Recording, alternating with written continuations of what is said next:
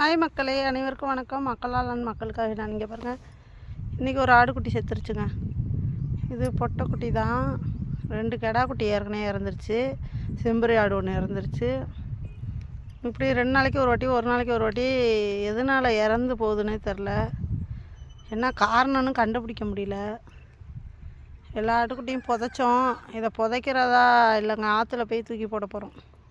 மீனுக்கு இரையாக போகுது என்னோடய செல்லக்குட்டி. எதனால் இப்படி ஆகுதுன்னு தெரியலங்க. ஆனால் எதுவுமே கடிக்கலை, எதுவுமே ஆகலை. நேற்று கழிஞ்சிச்சின்னு சொல்லி போய் ஊசி போட்டுட்டு இருந்தோம் கால்நடை மருத்துவரில்.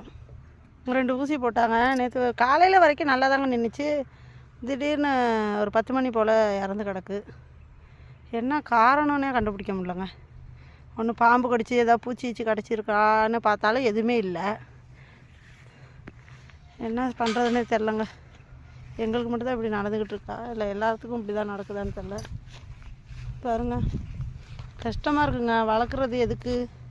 ஆசையாக வளர்க்குறோம். அது வியாபாரத்துக்காக வளர்த்தாலும் ஆசையாக வளர்த்து ஒரு லாபம் பார்க்கணுன்னு நினச்சி வளர்க்குறோம். கடைசியில் லாபமும் இல்லை, முதலும் இல்லை. அது மாதிரி ஆகி போயிடுதுங்க.